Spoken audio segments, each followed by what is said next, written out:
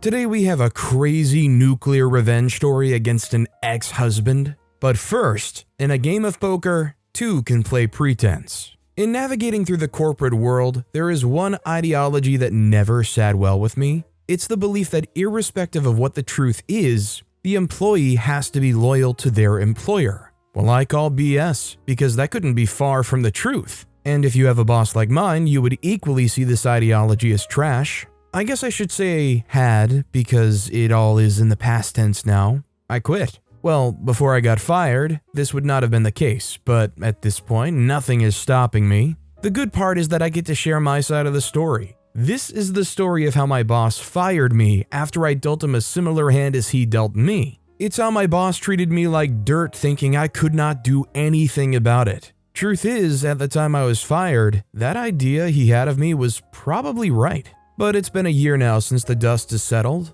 and the circumstances changed me more than I could have thought. My name is Dave, and from the very first moment I stepped into the bustling offices of WordsMate, I knew that this was where I belonged. As an aspiring writer, the opportunity to intern at one of the most prestigious writing and creative companies in the city felt like a dream come true. But the problem here was that at this time I was oblivious to the fact that this experience would test my dedication and passion to my lifelong dream in ways I could never have imagined. From the onset, the palpable energy of creativity permeated the air, invigorating my soul with every breath I took. I was eager to prove myself, to show everyone that I had what it took to be a valuable asset to the company. The promise of a full-time position after a successful 6-month internship was the beacon that guided me through those initial days. I tackled every task with fervor, immersing myself in each project as if it were my own masterpiece. Writing copy, crafting compelling narratives, and brainstorming innovative ideas. I embraced every challenge with a hunger to learn and grow. The days were long and the nights even longer from trying to get into a set mood for inspiration, but I relished the exhaustion that came from pouring my heart into my work. It was, after all, what I wanted. I didn't mind having to go the extra mile to get to where I wanted. To be honest, I think it was always the voice in my head learning from the words my mother said before I moved out of our apartment that made me beat myself up the most. She thought writing wasn't a job. She believed I should make use of my accounting degree to get a job somewhere in the corporate part of the city, like my late dad would have wanted. But that was never my plan, and the degree was to keep her off my back for as long as I could. I think her words began to affect me such that my inner voice frequently reminded me and berated my work that I wasn't good enough to be a paid writer. Getting an offer from WordsMate reduced the volume of that voice, and the days and hours of unpaid overtime that I worked was to finally silence that voice. Upon my acceptance of the internship role, days turned into weeks and I found myself forging connections with colleagues who appreciated my dedication and passion. My hard work did not go unnoticed, and I began to earn praise from clients and supervisors alike. Even Mr. Anderson, the enigmatic and often stoic boss, occasionally offered a nod of approval, a silent acknowledgement that spoke volumes. My fellow interns and I formed a close-knit community, encouraging one another and sharing our triumphs and struggles. The support we offered each other was an anchor in the swirling sea of creative pressure that surrounded us. Together, we navigated the challenges, celebrated the victories, and reminded each other that we were destined for greatness. The promise of a full-time position served as a driving force, motivating me to push my boundaries even further. I sought out new challenges, eagerly volunteering for projects that demanded innovation and creativity. The sense of purpose that filled my days made the long hours feel like moments suspended in time. As the end of my internship drew near, a mixture of excitement and trepidation flooded my thoughts. The moment I'd worked tirelessly for was within reach. I could taste the success, feel the weight of my accomplishments, and see myself as one of the new permanent members of the WordsMate. However, as destiny would have it, the blissful bubble of anticipation burst with a single visit to Mr. Anderson's office. The same man who had occasionally acknowledged my efforts now delivered a crushing blow to my dreams. His cold, emotionless gaze conveyed a verdict that shattered my heart. "Dave, I regret to inform you that your performance during this internship has not met our expectations. We won't be offering you a full-time position. Stunned and disbelieving, I struggled to find words to defend myself, to prove I'd poured my soul into this company, but Mr. Anderson's mind seemed irrevocably made up, and my pleas fell on deaf ears. With a nod, he dismissed me, leaving me standing there, feeling like a discarded pen that had run out of ink. As it would turn out, the pain of rejection was worse than I'd thought. It weighed heavily on my shoulders as I gathered my belongings and walked out of that office for the last time as an intern. The world that had once felt full of boundless opportunities now seemed cruel and unforgiving. My dreams were shattered and my confidence waned. It was like my mother's words and my inner voice broke loose in my memory once again. I was close to tears, but for some reason, I could not find them running out of my eyes. I couldn't help but wonder if I'd been blind to the signs. The subtle dismissals, the lack of full recognition, the way my ideas seemed to vanish into the shadows of anonymity. It was as if I'd been dancing to a melody only I could hear, while the rest of the world remained indifferent. But I was sure I wasn't. There were times my direct team head had praised something I had written. Once, I was given the task to rebrand a section of the company's website. If I was as bad as Mr. Anderson had made it sound, I wouldn't have been tasked with the role. I decided to meet up with Cynthia, one of the interns I'd bonded with. I explained what had just happened to her, and as I expected, she couldn't believe it. It took her seeing my sunken eyes to see that I wasn't joking about being fired. She thought that maybe I needed to wow the boss with something, make him see how much of an asset I would be to the firm. I did, or at least I tried to. The result was getting the door slammed in my face.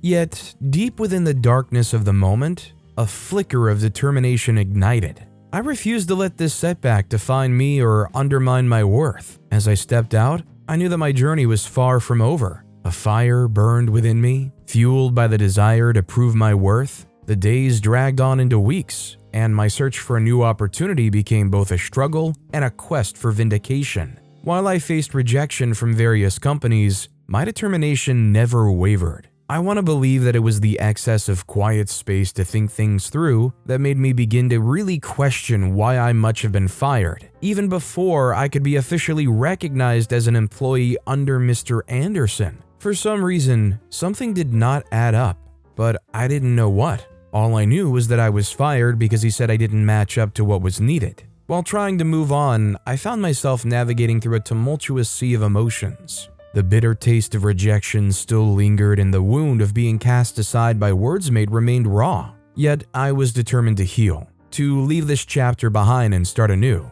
Little did I know that an unexpected revelation awaited me, threatening to reignite the fires of anger and vengeance. One evening, as I mindlessly scrolled through my social media feed, a particular post caught my eye. It was an article, a piece of work I'd poured my heart and soul into during my time at Wordsmate. My eyes widened as I saw the name attached to it. Simon Anderson, my former boss. My heart pounded in my chest as I read the accolades in the comments section. People praised Mr. Anderson for his brilliance and innovation, lauding his creative prowess. But I knew the truth that this work was mine, a creation that bore the sweat and tears of my labor, now paraded as his own.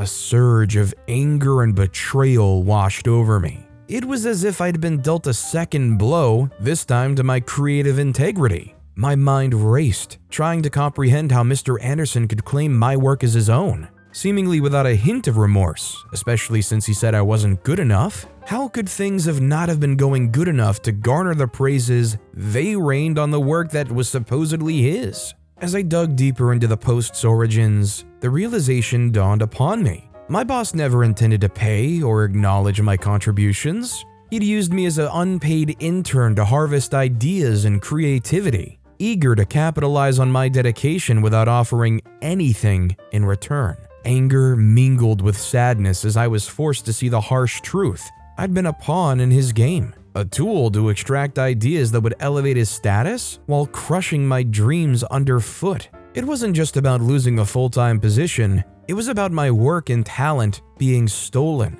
leaving me stripped of credit and recognition. I couldn't fathom the audacity and heartlessness of it all. How could someone with such power and influence stoop so low? The pain of betrayal sliced through my resolve like a sharp blade. But as the initial shock wore off, a new emotion emerged from within me. I needed to make him pay. I needed my voice to be heard. And I was going to stop at nothing in showing the world the kind of person he was. I knew what I had to do. Use the same means of pretense, gather as much information as I could, then come back on social media to announce to those that have called him creative that while he might have been so at one point in his life, all he was now was a sad harvester of the sweat and toil of young creatives. The first thing I did was to ask for help from my contacts that were still in the firm. I needed to know what they thought of the whole scenario. The idea was to get an objective view, but more than getting an objective view, I realized that it wasn't a me thing. It was something that has become somewhat of a trend in the organization. Mr. Anderson had a track record of firing interns just shortly after they become employees, or before they could become one, after the period of unpaid internship was over. There were tons of interns that date back to years before I even walked into the office to apply for a role as an intern. And for some reason, no one bothered to ask why the interns had been fired without due cause. None of the interns had a voice to lay claim to their work that the boss stole after they'd been sacked. I was more furious than I was when I left his office that day when he told me I wasn't good enough. I was pissed at myself for not seeing beyond my nose. I was pissed at other interns who had faced a similar problem and kept mute, and I was finally pissed that I sat in my room in tears at the blatant show of injustice.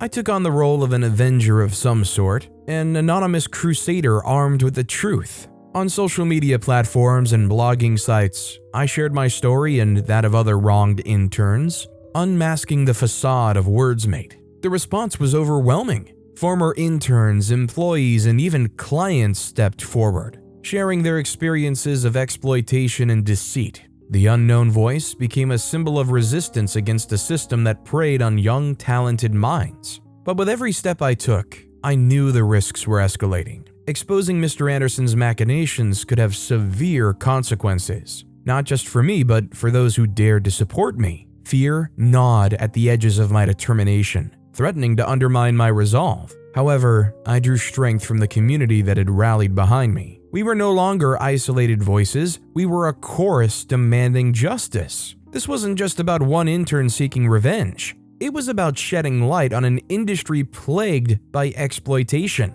I meticulously gathered evidence and testimonies from former interns and colleagues. The weight of responsibility grew, knowing that the truth rested on my shoulders. But I was no longer alone. My fellow interns had become comrades in a battle against injustice. The movement gained momentum, drawing attention from media outlets and industry insiders. The support we received was overwhelming, and the pressure from Mr. Anderson and WordsMate intensified. Yet, he remained silent, perhaps hoping that this storm would eventually pass. It was a usual case of ignoring it till it loses momentum. Plus, there was no face to the voice of accusations. But the community was far from done. In a way, it was like everyone decided it was the right time to come after those that had stolen their works in time past, or those that had removed their names from getting recognition for the part they played in one work or the other. It was massive, but I was not about to let him off the hook. The time had come to confront Mr. Anderson, to hold him accountable for his actions. Armed with the weight of truth and the unwavering support of a united front, I decided to reveal my identity and face him head on. This time, I wasn't sneaking in as an intern hopeful. I was walking in with purpose, ready to face Mr. Simon Anderson, the man who had exploited my creativity and that of so many others. It was time to shred the cloak of anonymity and confront the man responsible for my shattered dreams. Stepping into the sleek lobby, I was met with a familiar buzz of creative energy that once inspired me. But this time, there was no awe or wonder, only a fierce fire burning within, fueled by the countless stories of those who had fallen victim to Mr. Anderson's cunning schemes. I made my way to the reception desk, where a polite but wary receptionist greeted me. I took a deep breath, steadying my nerves, and requested to see Mr. Anderson. I had anticipated resistance, but to my surprise, she nodded and picked up the phone to announce my arrival. I reached Mr. Anderson's office door, took a deep breath, and knocked. The response was a cool, "Come in." I pushed the door open And there he was, the man who had held my dreams in his hands and callously cast them aside. Mr. Anderson looked up from his desk, surprise flickering across his face as he recognized me. "Dave, what are you doing here?" he asked, attempting to remain his usual air of authority. My voice was steady, carrying the weight of every intern who had been exploited. "I'm here to talk about the truth, Mr. Anderson," I replied, my words tinged with a mix of anger and determination. He chuckled, attempting to brush off the gravity of the situation. "Oh, I see. Still caught up in the little social media stunt, are you? I guess I should have known it was you. You should know that won't change anything, right?" His plan was to make me cower in fear at his words, but my eyes locked with his, unwavering. "It already has," I said. "People are aware of your exploitative practices. They know the truth about how you used interns like me, stealing our ideas and creativity without offering fair compensation or recognition." Mr. Anderson leaned back in his chair, a hint of unease creeping into his demeanor. "You don't understand how this industry works, Dave. We can't credit every intern for their ideas. It's just not practical." "Oh, I understand perfectly," I retorted. "You exploited us because you thought we were vulnerable, that we wouldn't dare speak up. But times are changing, Mr. Anderson, and your reign of exploitation is coming to an end." He attempted to dismiss my words with a wave of his hand. "This is just a phase. A little uproar that will eventually die down. You can't do anything to stop it. You're making a big mistake, Dave. I can make sure you never work in this industry again." With that, I walked out of his office, my heart pounding with a mix and fear of satisfaction. I'd faced my fears and confronted the man who had once held power over me. The battle was far from over, but this was a victory for justice, for creativity, and for all the interns who had suffered in silence. The good part was that I recorded the entire conversation, and after uploading it to the internet, people began to boycott the organization. To be honest, I'm a bit scared of what this would mean for my writing career, or if I even have a career in writing anymore, after bringing down one of the most prominent writing firm's bosses. But at that point, I didn't care. I couldn't bring myself to care after seeing how he'd gotten away with his crimes for so long. And at least, before WordsMade was forced to close down, I got the recognition for the work I deserved. For now, that is enough. All I'm saying is if OP has trouble getting work elsewhere when they can pretty much prove that they had produced work good enough that the boss of WordsMade wanted to steal it and post it out there and get commended for it, then that speaks more about the other owners or the other bosses of those organizations and suggestive of how shady they might be too. Because the only thing OP is doing here is fighting for the rights of the people who produce this work. If you as a boss say no because that concerns you too much, well, I think that just raises more questions about you and what you're doing. Our next story is what I did to my ex-husband. Sometimes in the middle of nowhere, you meet people that teach you what it means to trust. With Nicholas, it was the exact opposite. After he dealt with me, I haven't been able to fully trust anyone else. I met Nicholas at a party I'd been forced to attend, but I wasn't feeling it. I was slouched on a chair in the corner with my cup of booze in my hands. My friends had tried to get me on the dance floor, but I'd violently refused. I glanced down at my watch, hoping the shorthand of the clock would finally strike 12 so I could leave. No such luck. Time was unbearably slow. It was barely 9:30. Suddenly, someone slid into the chair beside me. And that someone was flashing me a smile that could have been termed charming, but in the state I was, I couldn't help but find it irritating. I sighed and looked in the opposite direction. I didn't want a conversation. "Hey there," the guy said. I turned over to give him a warning look and noticed that the said stranger was still grinning wildly at me. What on earth could he possibly be so happy about? Or maybe he'd had too much to drink. I shook my head and pretended to be absorbed by the memes on my TikTok page. Maybe if he got bored of trying to talk to me, he'd move on to something else. I was wrong. He sidled closer to me and whispered, "I thought you'd want some company." Surprisingly, I didn't smell any alcohol on his breath. I sighed again, but decided to reply to him this time. "And what could have given you that notion?" "I don't know," he muttered. "Maybe it's the fact that you've been sitting here since you arrived at the party? Or the bored look on your face, or the fact that that's your 5th cup in less than 2 hours." I couldn't help laughing. How had he noticed all that in such a crowded room? Have you been watching me? I asked. He shrugged. I tried, but it'd be hard to take my eyes off the prettiest girl in the room.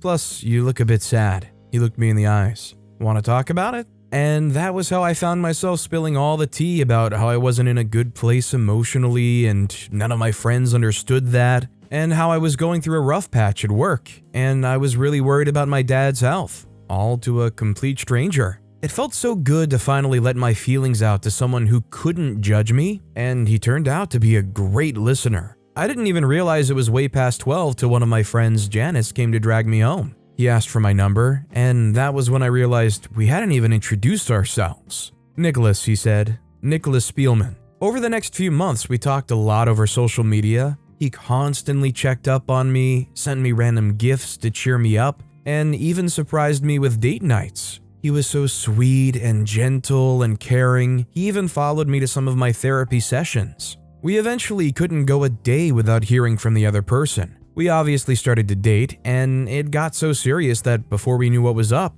we'd started prepping for our wedding. I never met my mom. She left when I was really little, and my dad did more than he should have to try to fill the shoes of both parents, so the loss wouldn't be too great for me. He gave me the best education possible, showered me with gifts, and got me the latest phones and so much more. The wedding wasn't any different. My dad was extremely excited when he heard the news about the wedding. He immediately gave both of us his blessing and promised to foot every bill concerning the wedding. He's extremely rich, including Nicholas's suit. When Nicholas didn't turn down my dad's offer or think twice when billing my dad for his clothes, I started to have some reservations. It just felt weird that he didn't offer to be responsible for the costs of his wedding. But the gut feeling went as suddenly as it came. Everyone liked gifts. Some people just knew how to hide it better than others. The wedding day came, and it was blissful. Everything was gorgeous and perfect. The food was exquisite. All my family and best friends were present.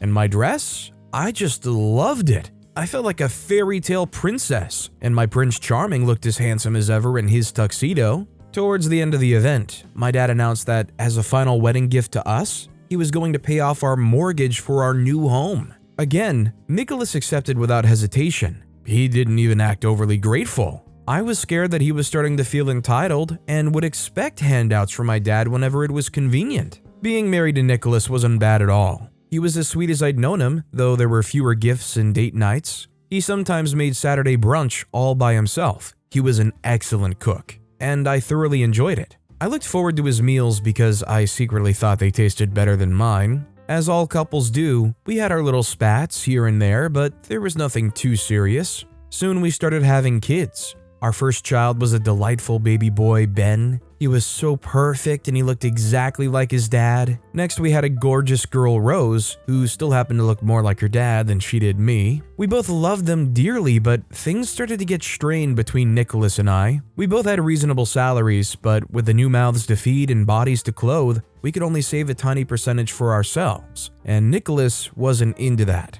He was always trying to find cheaper alternatives for their supplements and cereals, or wanted me to get all their clothes from thrift stores, and just couldn't get over the fact that their wipes and baby soap got exhausted so quickly. He didn't like to spend so much of his money on the family, and expected me to pay a higher percentage of the bills if I insisted on spoiling the kids. Obviously, this led to a series of intolerable fights. We were constantly mad at each other and started to pick holes in things that shouldn't really have mattered. At some point, I started sleeping in the kids' room. I couldn't stand to sleep beside someone so self-centered. For a while, I'd been trying to secure admission to a prestigious postgraduate school in India for my master's in law without telling anyone. The whole process had been complicated and disappointing, so I didn't want to raise anyone's hope just to get them dashed. Fortunately, I'd gotten a positive response. There was finally an open slot for me, which I had to claim as soon as possible, or it would be offered to someone else.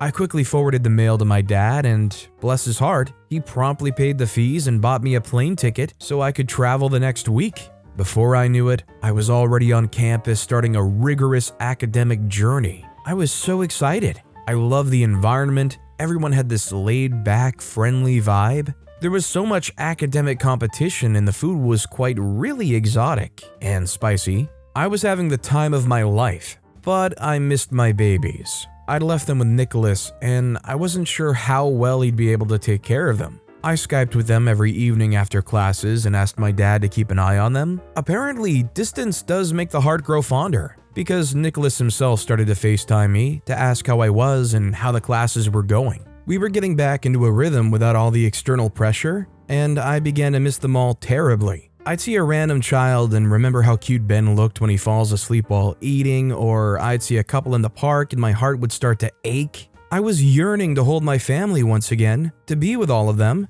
I wanted to braid Rose's hair, play games with Ben, go shopping with both of them, scold them for having too much candy, and taste Nicholas's delicious meals again. I was getting so terribly homesick, I couldn't even enjoy the bright and colorful Indian festivals that were being held. I couldn't eat any of the exciting-looking Indian foods or drinks. I couldn't even concentrate in class. I wanted to be with my family, and one day I couldn't take it anymore. I called my father and poured out my feelings to him while tears rushed out of my eyes. Seeing how horrible I felt, my dad decided to send my family to stay with me in India for 3 years, till I was done with postgraduate school. My dear father figured that the kids would have to go to school and they'd need to rent an apartment while they'd be here, so he budgeted about $2 million for their flight expenses, school fees, and rent, so they'd get settled in quite easily. We told Nicholas about the development, and he seemed quite happy to join me. He claimed to have missed me more than I could ever imagine,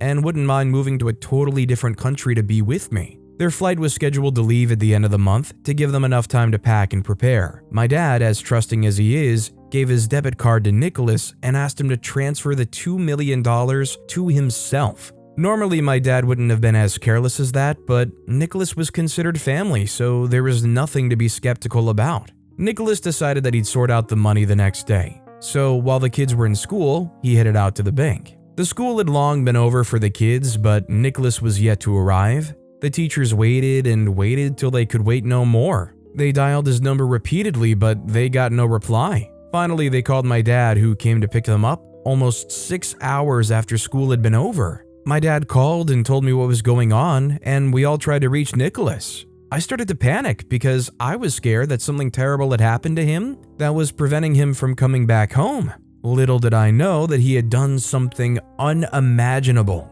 Late in the night, while my dad's butler was going through the children's bags to ensure they'd completed their homework properly, he found a letter from Nicholas. His letter was addressed to me. "I'm so sorry for leaving like this, and I hope you'd all find a place in your hearts to forgive me. Our kids, Ben and Rose, I love them both so dearly, and I know they'd grow to be marvelous people. I know this doesn't seem like the right thing to do as a husband, but I want to forget all about me. I want you to move on and be happy. I care deeply about you, but I'm not cut out for marriage and responsibilities. I hope your dad doesn't get too pissed at me. The only reason I'd make off with the money is because I need it, and I know he can spare it. Please don't look for me. I wish you the best in life, Nicholas." How immature and foolish could someone sound in so few words? He was comfortable leaving his children without a glance back. He said he wasn't ready for marriage and responsibilities, and he's almost in his mid-30s. So when was he going to be ready? When he was in his 70s? And he really wanted to steal my dad's money? After my dad read the letter, he rushed to freeze his accounts, but he was too late. Nicholas had already transferred $5 million to his account. $3 million more than he was authorized to collect in the first place. For such a foolish person, he had a lot of brain power when it came to scamming people. Because before they could even track down his account, he'd scattered the money in bits into various accounts and investments that were untraceable. My dad didn't want to involve the police because he worried about how it would affect the children when they grew up and realized that their father was a criminal. We hired a personal detective to try to get some information on his whereabouts. At first, it seemed like he'd walked off the planet. Eventually, we found that he'd moved to a different state and was only leaving his girlfriend's apartment at night. Yes, he had a girlfriend. I was speechless. The fact that he could do all that to his own family after making vows on the altar was appalling. I didn't care much that he'd moved on. What stung was that he'd left his own children without a father, and he was having fun with my father's hard-earned money because he could spare it. I was even more distracted at school than I was before. What was I going to tell the kids when they asked about their father? What if he suddenly came back and decided he wanted to take them away from me? What if he realized that he misses them and kidnapped them at school one of these days? I was getting more and more paranoid, and my mind started to fill with anxiety. I had to write the Dean of Student Affairs and ask to be allowed to go home for some time because of the peculiar circumstances. Thankfully, she understood my plight and granted me an exit for a few months. My mind felt calmer and I felt more at ease around my children. I felt like the only way I could be sure that no one would harm them was when I was there in person to protect them. But as if Nicholas wanted to emphasize my fears, he actually went to visit the children at school one Tuesday, and they told me, "Daddy came to see us, and he said he hadn't been able to come earlier because you hadn't allowed him." My blood ran cold. I didn't want him around them, and most especially, I didn't want him feeding them lies. I had to do something about him, something that he deserved for all the rubbish he'd done to us, and something that would make him stay far away from us for the rest of our lives. I knew that I couldn't do anything that would be carried in the tabloids because it would eventually affect my children. I had to do something low-key but extremely painful. There was one thing he loved with all his heart, and that was money. I was going to use that against him. I had to hire the services of a private detective to pose as the CEO of a successful investment company and forge account statements with my dad's bank records since they contained large amounts of money. I was spending a lot of money on this plot to get back at him, but it was absolutely worth it. All he had to do was fall for the words of the detective and invest all of his money. As expected, he swallowed the bait. He obviously couldn't resist the possibility of doubling the money he'd stolen in such little time and with no extra effort. All he had to do was deposit his money into the account we'd created for him. Once his deposit was confirmed, I froze our joint account, the only other source of funds he had. I wanted to be sure he had no other option to get money. Then we transferred our money, which he'd spent almost a quarter of, back to its rightful owner. Sooner than later, he realized that he'd been swindled, just like he'd swindled me. I could imagine his panic rising as he was frantically dialing the number the detective had given him, but no one answered the phone. I'm sure he must have even visited the address on the flyer we'd handed him and would have been surprised to find no such company there. A few weeks later, I received multiple calls from him, which I never replied to. Then he sent me a text saying he needed to see me urgently and that he'd made a mistake. I immediately blocked his number. Over the next few weeks, the detective observed him from a distance, and I was delighted to hear that he was going through a rough patch. His girlfriend didn't want anything to do with him now that he didn't have any money. He had nowhere to go, and she'd given him a week to leave. I decided out of the niceness of my heart to send him a consolation letter. "Dear Nicholas," I wrote, "I hope you're having a nice life, or at least you will. This is just a friendly reminder to never try to mess with me or my family. This time, you only lost some money. You have no idea what will happen the next time. The 2 children you abandoned without a backward glance are definitely doing much better without you, the person you care most deeply about." I'm just trying to understand how this guy can transfer $5 million and disappear like nothing, because I am almost certain there is no financial institution that is willing to move that much money without a second thought. I mean, did they make sure that the dad transferred it all in like Bitcoin or something? I just don't get how you can make off with that sum of money that quickly. Like, to pull off that kind of a heist, that would have to be something that they'd been working on slowly bit by bit for a long time, I would think. But with that being said, that's all the time we have for today. Now, if you want to hear another absolutely crazy revenge story, check out that video on the left. Or if you missed my latest video, check out that video on the right. That said, I'll see you all next time with some more stories.